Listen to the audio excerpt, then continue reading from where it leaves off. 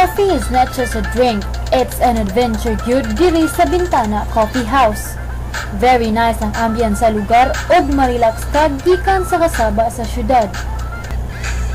Di pa nag-iya kini sa 23 anyos nga dalagang si Sarah Javier tungod sa kini sa iyang pagkamahiligon sa kape.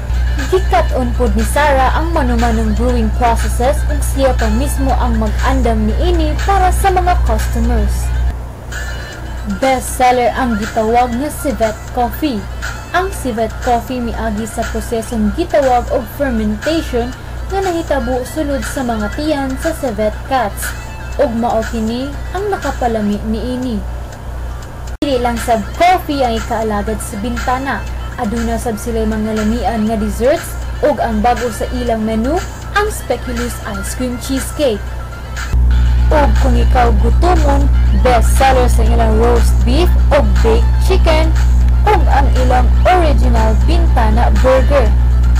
Lami jud, and then dili ka siya saucy, so dili siya kayo siya oily, so tama-tama na siya magkalugar.